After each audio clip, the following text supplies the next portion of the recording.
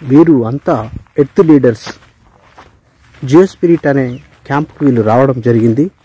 వీళ్ళు ప్రకృతితో మమేకం అనే కార్యక్రమం ద్వారా నేచర్ లవర్స్గా మారే ప్రక్రియలో భాగంగా వీళ్ళంతా ఒక మంచు వచ్చిన దాంట్లో వాళ్ళు వెళ్ళడం జరిగింది. పెట్టారు చూడండి.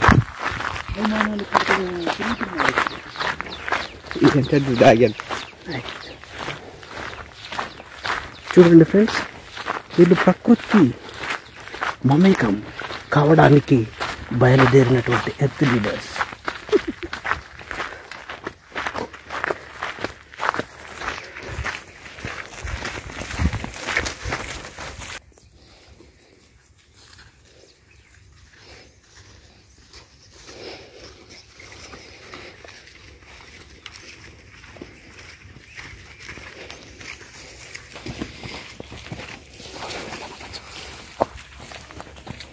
మనం చూస్తున్నాం మంచి దిల్లు.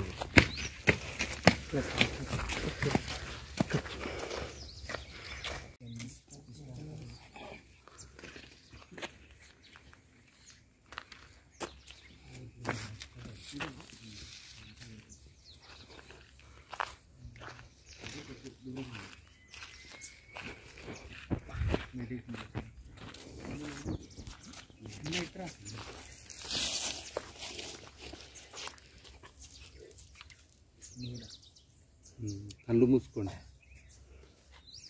ఫ్రీగా కూర్చొని కళ్ళు మూసుకోండి.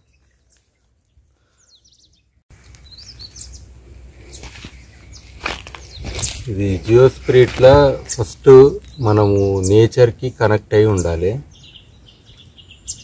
అయితే ఎస్పెషల్లీ మార్నింగ్ టైంలో మీకు ఇప్పుడు ఆ సన్ రేస్ ఏవైతే వస్తున్నాయో ఒక డే ఫ్రెష్గా స్టార్ట్ అవుతుంది. తర్వాత ఆ వామ్త్ అంటాం కదా, ఒక మీకు వేడి వెచ్చదనము. తర్వాత ఆ మార్నింగ్ కూడా మొత్తం లైఫ్ అంటే పిట్టలు కానీ ఇంకా రకరకాల జంతువులు కానీ అన్నీ యాక్టివ్ అవుతుంది. వాటి సౌండ్స్ మీకు అదే రకరకాల శబ్దాలు వినపడుతున్నాయి.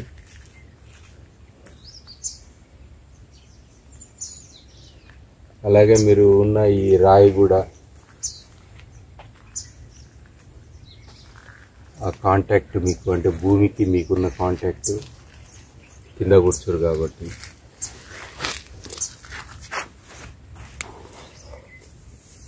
ఒక్కసారి మీరు రాత్రి విన్నట్టు ఈ సౌండ్స్ అన్నీ ఒక 3-4 మినిట్స్ మొత్తం వినండి. అట్లనే సన్ యొక్క ఎనర్జీని అంటే సన్ రేస్ ఆ వేడి వెచ్చదనం వస్తుంది కదా, దాని యొక్క ఎనర్జీని మీరు ఫీల్ కాండి.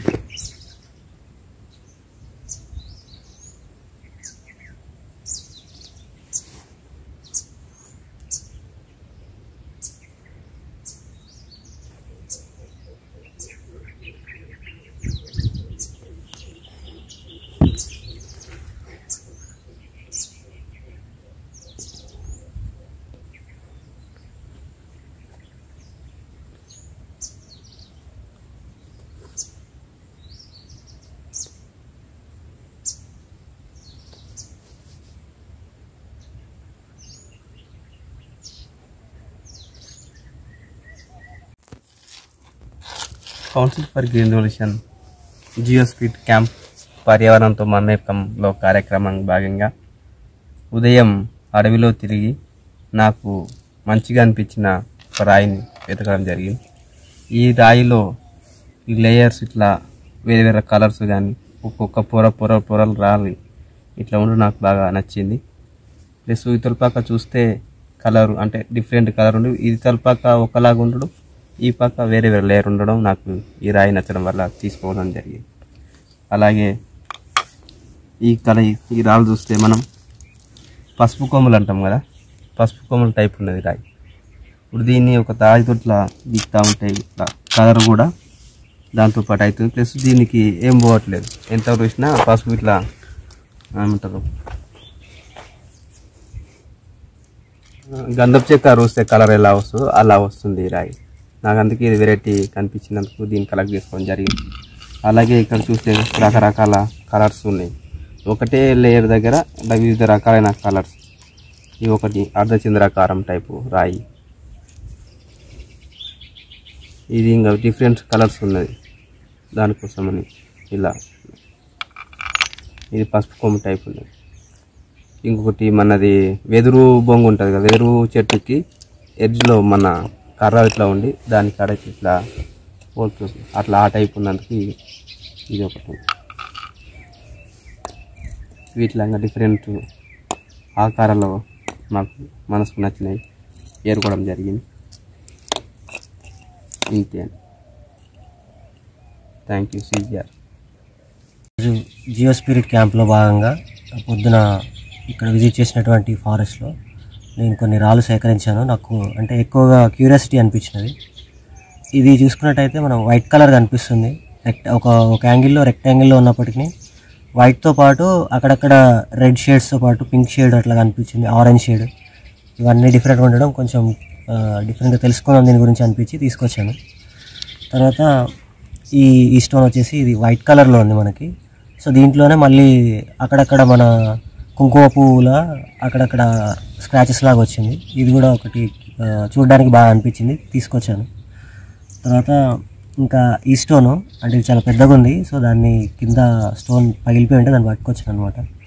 ఇది చూడడానికి పైకి మనకి ఒక బ్రౌనిష్ ఆ టైప్ ఆరెంజ్లో కనిపిస్తుంది, కానీ లోపలికి వచ్చేసరికి మొత్తము మన పసుపు కలర్ అయిపోయింది, పసుపు కొమ్మలాగా. సో అందుకు చూడడానికి డిఫరెంట్గాను అనిపించేసరికి తీసుకొచ్చాను, తెలుసుకుందాం దీన్ని కూడా.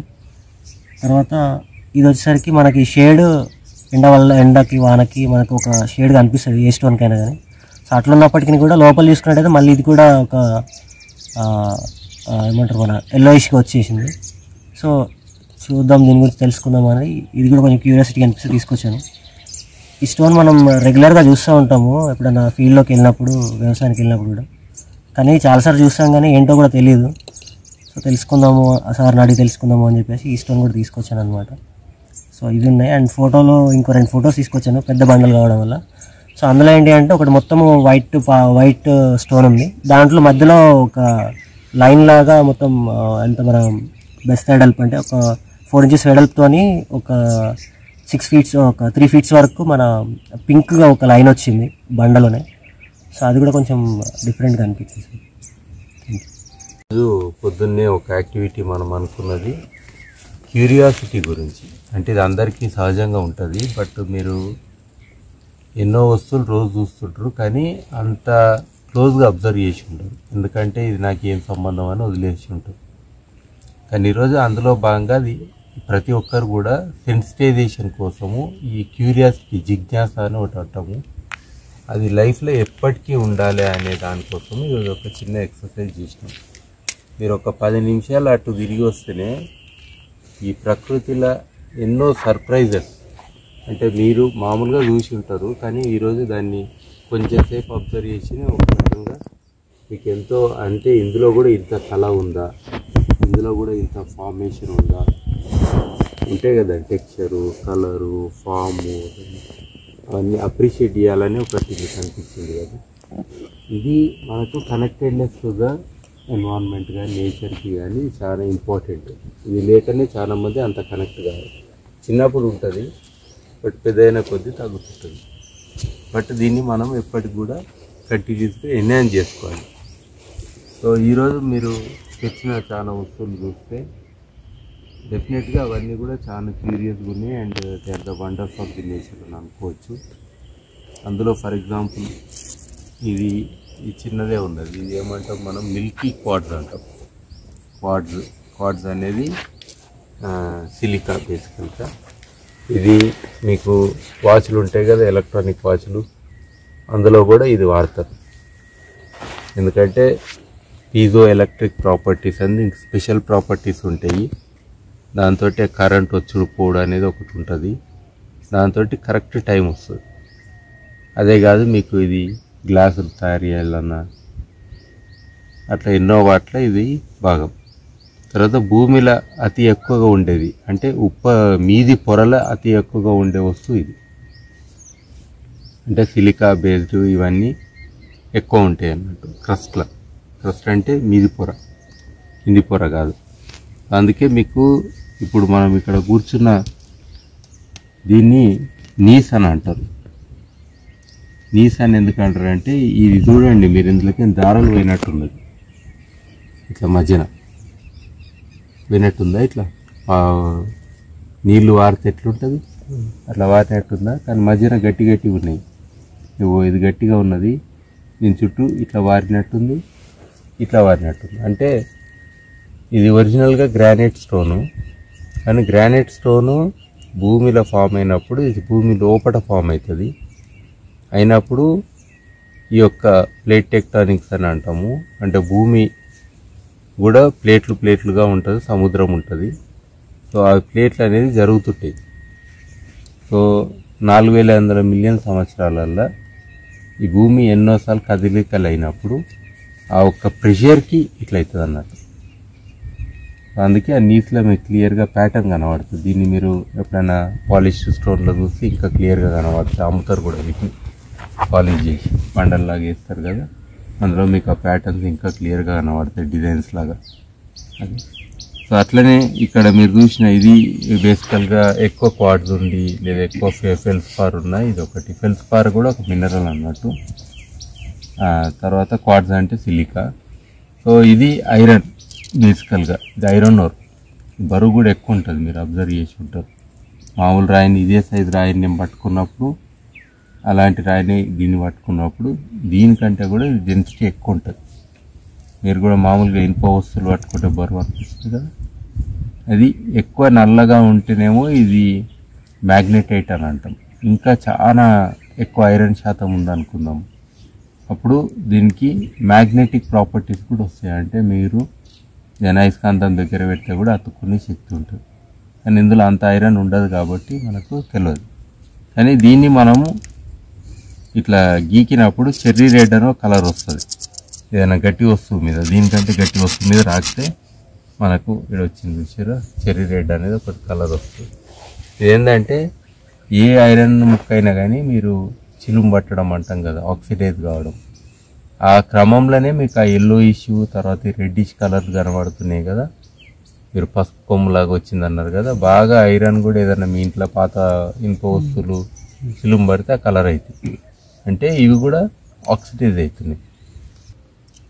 అదే ఇప్పుడు మీరు వెళ్ళింది క్యూరియాసిటీ అని అన్నా కదా, ఫస్ట్ జిజ్ఞాసలో మనకు కనెక్టెడ్నెస్ వస్తుంది. లేకపోతే మనకేమవసరం, కళ్ళు మూసుకొని ఉంటే ఏం కనబడదు. కానీ మనము దానికి క్లోజ్ అయ్యి చూసినప్పుడు దాని యొక్క ప్రాపర్టీ, దాని యొక్క విలువలు, దాన్ని అప్రిషియేట్ చేయాల్సిన గుణం. అట్లే మీరు కూడా ఒక మనిషికి దగ్గర అయినప్పుడు కూడా ఆ మనిషి పట్ల మీకు దృక్పథం చేంజ్ అవుతుంది. దూరం ఉంటే ఒక పేద వ్యక్తి అనుకో, నిరుపేదలు వాళ్ళకి నాకేం సంబంధం అన్నట్టు ఉంటుంది. అండ్ దగ్గరికి వెళ్ళి చూస్తే వాళ్ళ దాంట్లో కూడా మీకు ఒక అప్రిషియేషన్ వస్తుంది, దాని వాళ్ళకి ఏమైనా చేయాలని అనిపిస్తుంది. అట్లనే ప్రతి విషయంలో పొల్యూషన్ అనండి, ఏదన్నా కానీ సమాజంలో ఎన్నో ఛాలెంజెస్ ఉంటాయి. అన్నిటికీ కూడా మీరు ఏదో ఒక దగ్గర కొంచెం టైం తీసుకొని వాటి దగ్గర వెళ్ళినప్పుడు ఆ విషయాలు మీకు ఎక్కువగా అవగతం అవుతాయి. తర్వాత మీకు దాని పట్ల ప్రేమ కూడా పెరుగుతుంది, చెడు అని అనిపించదు. తర్వాత ఇంకేదైనా చేయాలనేది కూడా తప్పన పెరుగుతుంది. అందుకు ఈ యొక్క అటిట్యూడ్ ఏదైతే ఉన్నదో, ఈ క్యూరియస్ కానీ జిజ్ఞాస కానీ లేదా ఒక కొత్త విషయాలు తెలుసుకోవాలని ఉంటుందో, ఇది మీ లైఫ్ లాంగ్ ఒక లర్నింగ్ ఎక్స్పీరియన్సే కాదు, బట్ మిమ్మల్ని ఎన్నో విధాలుగా మీ యొక్క పొటెన్షియల్ని, ఆ పరిస్థితిని అర్థం చేసుకున్నాక మీ పొటెన్షియల్ కూడా బయటకు వస్తుంది, మీరు ఏం చేయగలుగుతారని. సో అట్లా పెరిగే అవకాశం ఉంటుంది అట్లా. అందుకని మనం చిన్న ఎక్సర్సైజ్ ఈరోజు చేయడం అయింది. ఎస్పెషల్లీ మార్నింగ్ టైము, అంటే సూర్యోదయము అయ్యే టైం నుంచి ఒక 2-3 అవర్స్ మనము నేచర్ అంటే అది పెద్ద అడవి కావాల్సిన ప్రాంతం లేదు, ప్రకృతి సిద్ధంగా మనకు ఆర్టిఫిషియల్గా అంటే ఈ మనుషుల శబ్దాలు లేదా వెహికల్ శబ్దాలు ఇట్లా ఏవి లేని దగ్గర సో ప్రకృతి శబ్దాలు ఏవైతే ఉంటాయో ఆ రూపంలో మనం ఎక్సర్సైజ్ చేస్తాం. ఇక్కడ ఈ ట్రాన్సెక్ట్ వాక్ ఒకటి చేస్తాము. మన క్యాంప్ ఏరియా నుంచి చుట్టుపక్కల కొంచెం దూరం నడుస్తుంది. అది 1/2 కిలోమీటర్ వెళ్తాము.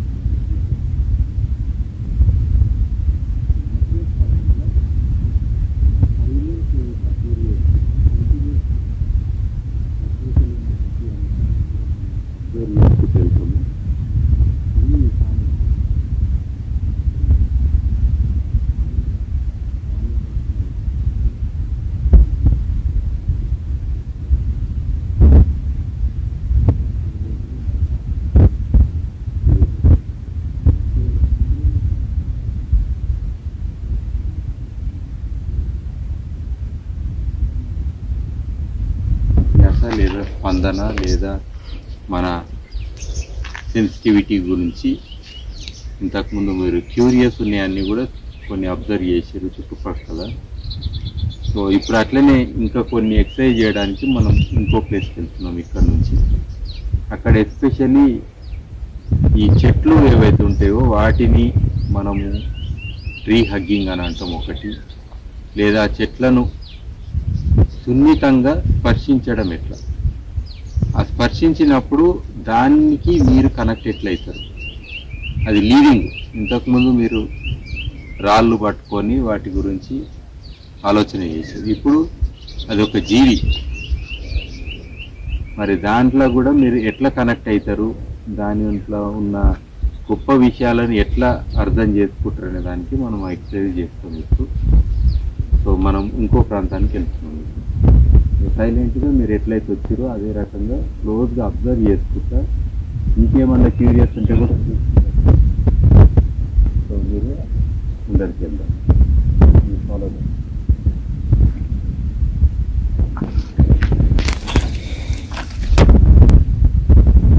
మీరు కూడా వేసి ఉంటారు, యాంట్లైన్స్ అని అంటారు. ఇది ఒకటి పురుగు యొక్క లార్వా, అంటే పురుగు పెట్టేవి కూడా ఉంటుంది, కానీ దాని యొక్క లార్వా ఇండ్లు ఉంటుంది. ఆ లార్వా జనరల్గా ఏదన్నా ఒకటి వేరే చీమ కానీ ఏదైనా పడితే దాన్ని అది ఆహారంగా తీసుకుంటుంది. ఎక్కలేదు, ఇది సన్న శాండ్ ఉంటుంది. ఇది చూసి ఎట్లా పడిపోతుందో శాండ్ లోపల ఉంటుంది. అది మనము ఒక చుక్క నీళ్ళు వేసినా బయటకు వస్తుంది, లేదా దాన్ని తీయాల్సి ఉంటుంది. ఇక్కడ ఉన్న చూడండి, వీడ కొట్టుకుంటున్నట్టుంది, అదే అనుకుంటా. వైట్ ఉంటుంది, ఆడుతుందా ఉండే, ఇప్పుడే చిన్నగా ఉంటుంది. ఇగో ఆల్మోస్ట్ మట్టి కలరే ఉంటుంది.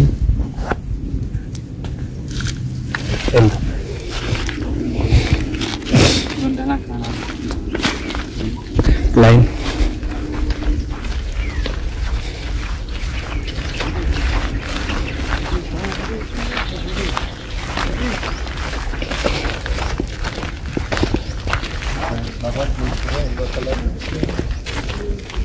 ఇది మామూలుగా అయితే ఇదే ఫ్లవర్స్ బయో ఇండికేటర్స్తో కూడా ఉంటాయి మైనింగ్ ఏరియాలలో. ఎక్కడైతే గోల్డ్ ఇవి ఉంటాయో అక్కడ ఇవి ఎక్కువ ఉంటాయి. సాధారణంగా గోల్డ్ అనేది చాలా శాతం ఉన్నది, కొంచెమే ఉంటుంది ప్రకృతిలో. కానీ ఇది క్వార్ట్జ్ స్టోన్స్ అంటారు బేసికల్గా. ఇది అసిడిక్ రాక్స్ ఇవన్నీ కూడా. మన దగ్గర ఉన్న ఈ గ్రానైట్, ఈ గ్రానైట్ రాళ్ళలో కొంచెం బంగారం కూడా ఉంటుంది. కొంచెం ఆ వీన్స్ ఉంటాయి, క్వార్ట్జ్ వీన్స్ అనేది. ఆ తెల్ల ఇంతకుముందు రాజు చూసిన ఒకటి. సో అలాంటి వాటికి బంగారం అసోసియేట్ అయి ఉంటుంది మామూలుగా. సో అది ఉందని అంటలేను, కానీ ఇక్కడ నేచురల్గా ఉన్నాయి. ఎక్కువ శాతం ఉన్న దగ్గర ఆ గోల్డ్ అనేది ఉండే ఛాన్స్ ఉంటుంది.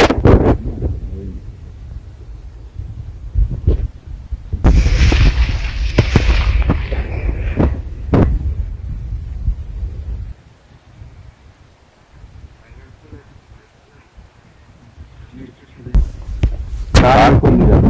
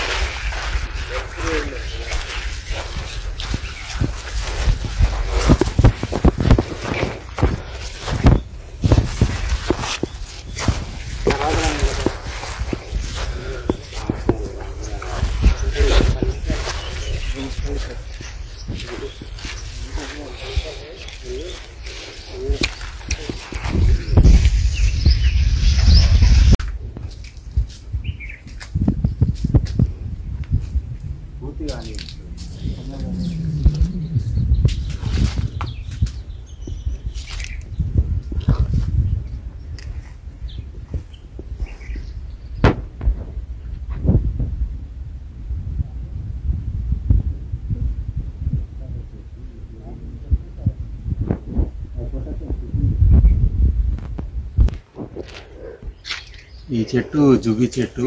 ఇక్కడ చిన్న ఎక్సర్సైజ్ చేయడం అవుతుంది. ఇందులో ప్రతి ఆకు కానీ ఇక్కడ ఉన్న ఫామ్ కానీ ఇక్కడ ఏవో పురుగులు తిని అయినా దానికి ఒక ప్యాటర్న్ ఉంది అది తినే పద్ధతిలో. తర్వాత ఈ చెట్టు ఒక కాండం కానీ దాని ఒక టెక్స్చర్ కానీ ఫామ్ కానీ ఆ కొమ్మలు కానీ నేచర్లో ప్రతి ఒక్కటి కూడా బ్యూటిఫుల్గానే ఉంటుంది.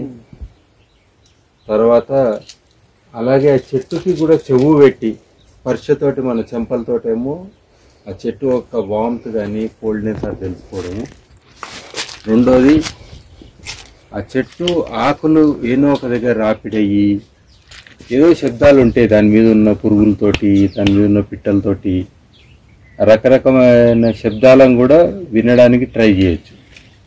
అంటే ఇది కూడా ఒక జీవి కదా మనలాగా. అంటే దాంట్లో కూడా నీరు అనేది మనకి ఎట్లయితే బ్లడ్ ప్రవహిస్తుందో ఇందులో కూడా నీరు అనేది ప్రవహిస్తుంటుంది కంటిన్యూస్గా.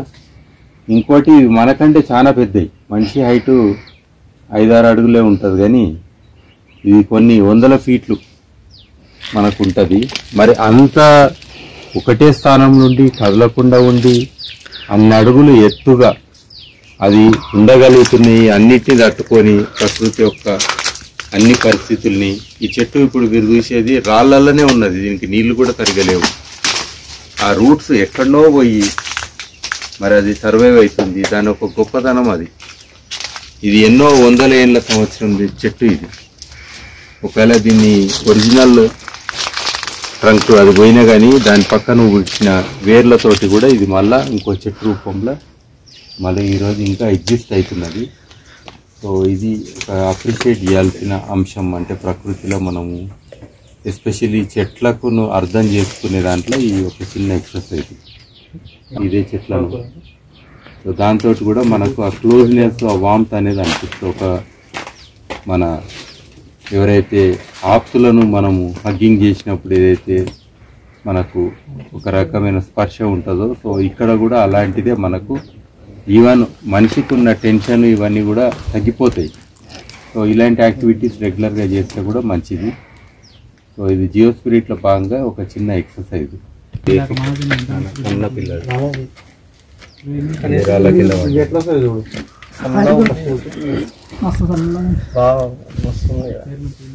దానికంటే మనం కూర్చునే దానికంటే ఇది ఎక్కువ బాగుంది.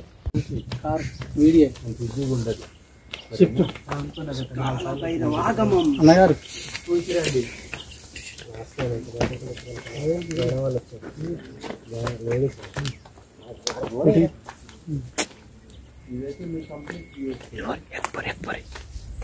కుంభీ పాకం కాలపైన వాగమం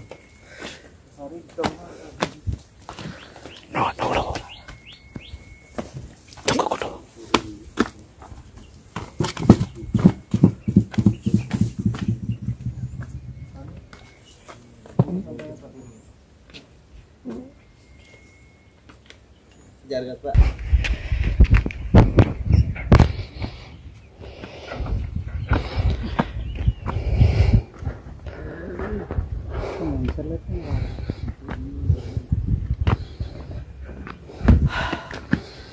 ఆగమం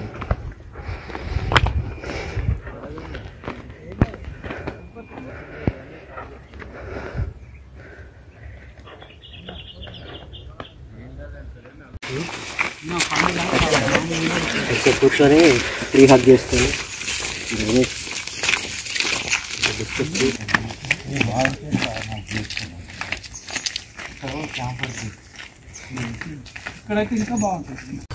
ఈవినింగ్ మొదలైంది.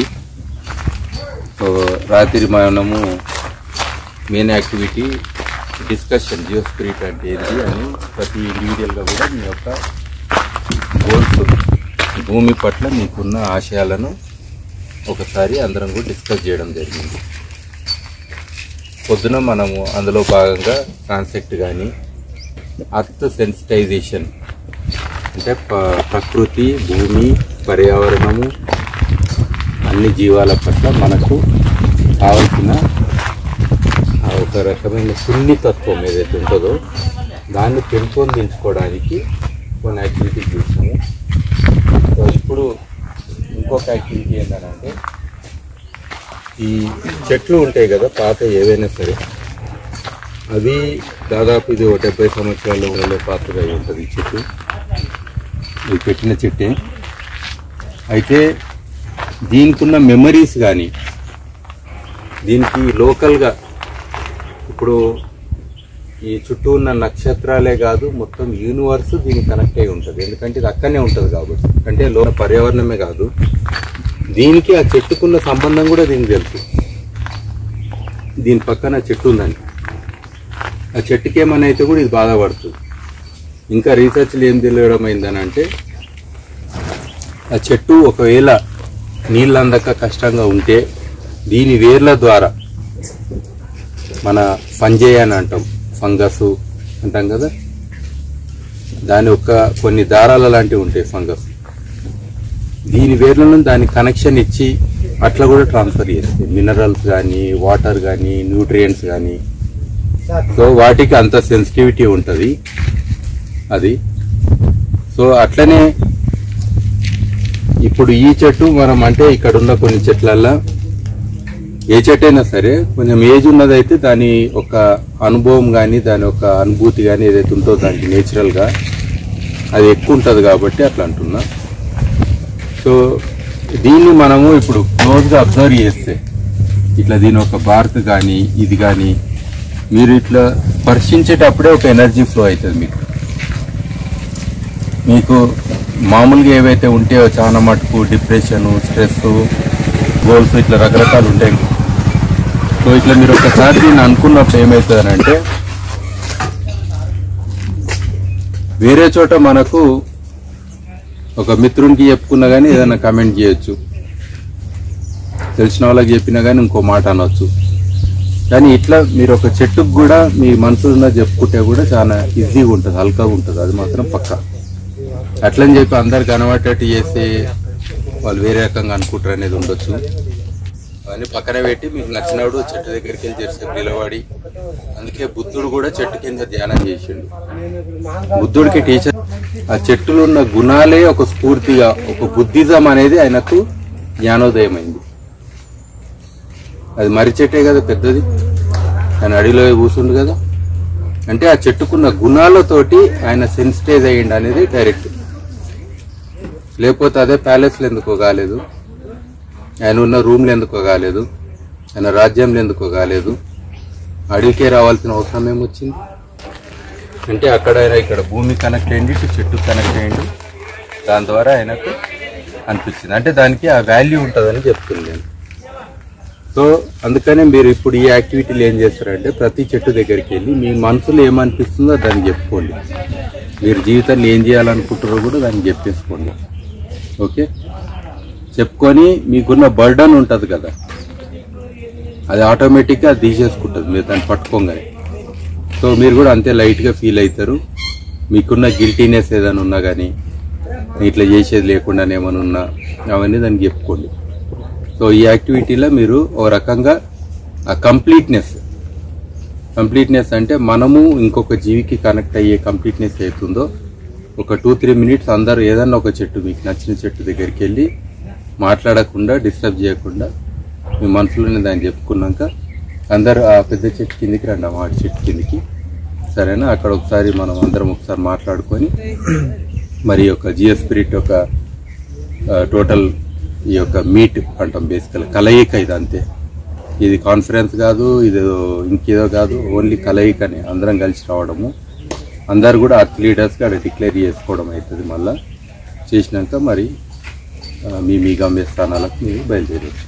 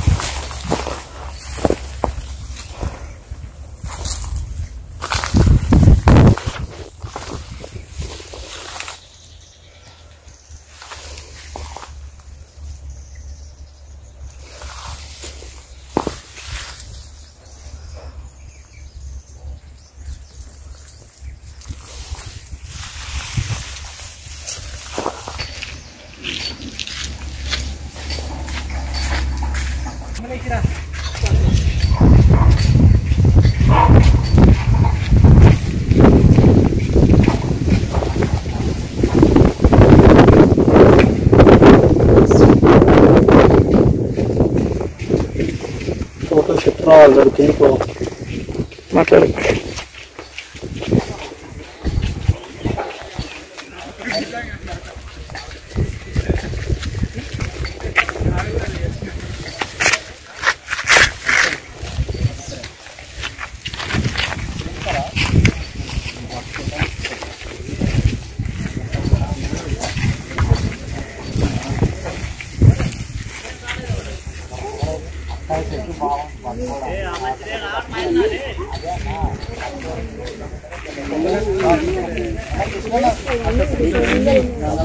इंक्रीज कर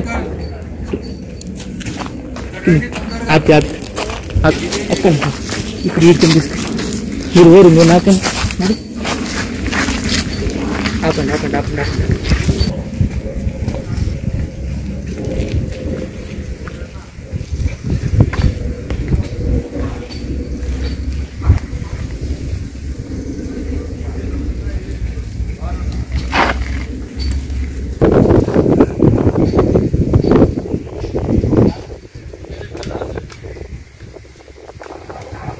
దానికి ఇంప్రూవ్మెంట్ ఉన్న సరే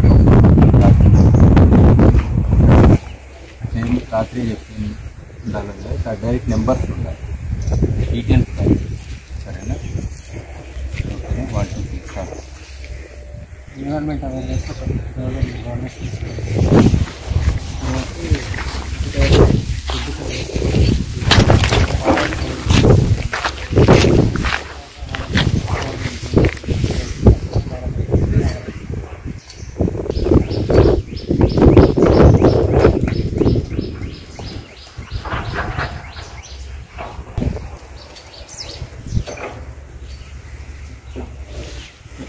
టచ్ చేయండి.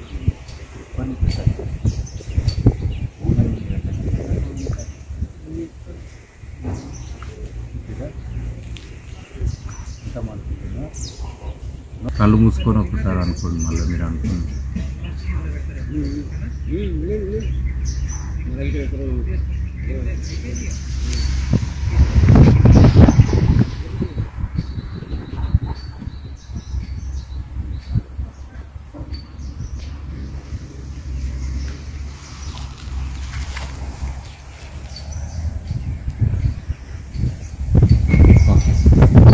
కౌన్సిల్ ఫర్ గ్రీన్ రెవల్యూషన్ పర్యావరణ సంస్థ ఆధ్వర్యంలో జియో స్పిరిట్ కార్యక్రమం డాక్టర్ ఎన్ సాయిభాస్కర్ రెడ్డి పర్యావరణ శాస్త్రవేత్త,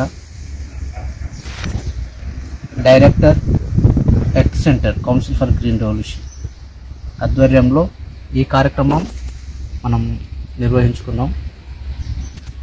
ఈ జియో స్పిరిట్ అనేది ప్రకృతితోటి మమేకం కావడానికి సార్ యొక్క సలహాలు సూచనలు, వారు చెప్పినటువంటి మాటలు, వారు చేపించినటువంటి యాక్టివిటీస్, ఇవన్నీ మనము నేచర్ను ఆరాధించడం కోసం. అంటే మనము మన నిత్య జీవితంలో నేచర్ని ఏ విధంగా ఆస్వాదించాలి, మన ప్రకృతిని ఏ విధంగా కాపాడాలి, ప్రకృతిని ఆరాధించి ప్రకృతితోనే జీవించాలి మనము మన నిత్య జీవితంలో మనందరం ఆ విధంగా ఆలోచన చేయాలని క్యాంపు ఉద్దేశం. సో నా మాట ఏంటంటే ప్రతిరోజు ఏదో కార్యక్రమం, పొద్దుగాల లేచినప్పటి నుంచి రాత్రి పడుకునే సమయం దాకా ఎక్కడో ఒక చోట పర్యావరణ పరిరక్షణ కోసానికి మన ఊళ్ళో మనం కృషి చేయాలి. అది మొక్క నాటడమా, చెట్టు నరుకుతుంటే దాన్ని ఆపడమా, ఇంకా ఎటువంటి కార్యక్రమమైనా, అంటే పర్యావరణం అంటే చెట్టును నాటడమే కాదు కదా, చెట్టును కాపాడడం కూడా. దాంతోపాటు ఈ రసాయనిక ఎరువులు కానీ, ఈ నేలను కాపాడడం కానీ, క్లైమేట్ చేంజ్ మీద మనము ఇతరులకు అవేర్నెస్ చేయడం కానీ, అలాగే మన గ్రామంలో ఉన్నటువంటి ప్రజలకు ఈ పర్యావరణం మీద మంచి అవగాహన సదస్సులు పెట్టడం కానీ, మన పాఠశాల స్థాయి అయితేంది, కళాశాల స్థాయి అయితేంది, మన తోటి మిత్రులకు, అలాగే మన కుటుంబ సభ్యులకు ఈ పర్యావరణ పరిరక్షణ మీద మనం విస్తృతంగా వాళ్ళకు అవగాహన కలిగించి ఒక పర్యావరణ సమాజం కోసానికి మన కుటుంబం నుంచే మనము స్టార్ట్ చేయాలనే ఉద్దేశం మన జియో స్పిరిట్ క్యాంప్. దీంట్లో భాగంగానే మనం అందరం నైటు ఒక క్యాంప్ ఫైర్, ఆ ఫైర్ ఉద్దేశం ఏంటంటే మనలో కూడా ఒక ఫైర్ ఉంటుంది. ఆ ఫైర్ మనం అందరం తీసుకొని ఈ పర్యావరణ పరిరక్షణకు అయితే మన జీవితంలో ఎదగడానికి అయితే అంతే కసితోటి ఒక సూర్యుని భూగోళానికి మనం సూర్యుని ఎంత ఆరాధిస్తామో సూర్యుని ఈక్వల్ టు అంటే సరిసమంగా మనం అగ్నిదేవుని అని మనకు సార్ చెప్పింది. సో ఆ విధంగా దాన్ని ఇన్స్పిరేషన్ తీసుకొని మనం ముందలుకోవడం. ఒకవైపు వెచ్చదనం వస్తుంది, ఒకవైపు చల్లదనం. అట్లా జీవితంలో కూడా మనకు కష్టం అలాగే సుఖం ఈ రెండింటిని కూడా సమానంగా తీసుకొని మనము మన లక్ష్యాలను సాధించాలని కోరుచున్నాను. ఇంకా మనము చెప్పులు లేకుండా నడవడం. యాక్చువల్లీ అందరం చెప్పులతోటి ఈ మధ్యలో బాగా కనెక్ట్ అయినాం. అంటే ఈ నేలకు కనెక్షన్ అనేది మనం మర్చిపోయాం. ఈ నేల తల్లిని మనం తాకడం అనేది ఒక గొప్ప అనుభూతి. అంటే గతంలో మనకంటే పెద్దవారు వాళ్ళు చేసారు కానీ మనం చేయలేకపోయినాం. ఈ జియో స్పిరిట్లో ఒక చిన్న భాగము మనము నేలను తాకడం, స్పర్శించడం, అలాగే రాయిని, రప్పను, చెట్టును, పుట్లను ప్రతి ఒక్కటిని మనము ఒక ఆరాధ్య భావంగా భావించడం. అదేవిధంగా మనం ఒక 10 నిమిషాలు మెడిటేషన్ చేసినాం.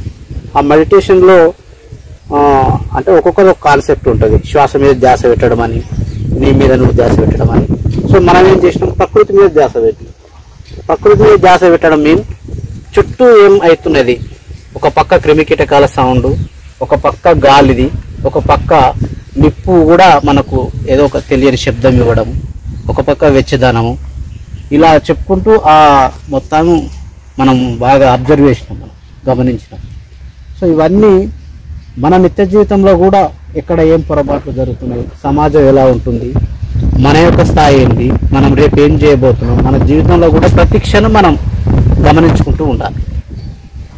ఇకపోతే ట్రెక్కింగ్, ఆ గుట్టలను మనము ఒక రాయి మీద నుంచి ఇంకో రాయి దుంకి వెళ్ళడము, చెట్లు వస్తాయి అడ్డు తొలగించుకోవడము, కంప చెట్లు వచ్చినాయి, తర్వాత మనకేవో కొన్ని ముళ్ళు గుచ్చుకుంటున్నాయి, అవన్నీ దాటుకుంటూ మనం అనుకున్న దానికైనాక ఒక మంచి ఫీల్ ఏ విధంగా అంటే ఒక చక్కని గాలి, చల్లని గాలి, అక్కడికి వెళ్ళాక చుట్టూ చూస్తే మొత్తం అడవి, ఎంత ఆహ్లాదకరంగా అనిపించింది. అంటే దీన్ని బట్టి మనం ఏమర్థం చేసుకోవాలి, మన జీవితంలో కూడా ఎన్నో అడ్డుదారులు, ఎన్నో కష్టాలు అవన్నీ ఎదుర్కొని ఒక స్థాయికి పోయిన తర్వాత మిగతా అంతా హాయిగా అనిపిస్తాయి. సో ఆ ఉద్దేశం మన జియో స్పిరిట్ నేర్పించిందని నేను భావిస్తూ ఉన్నాను.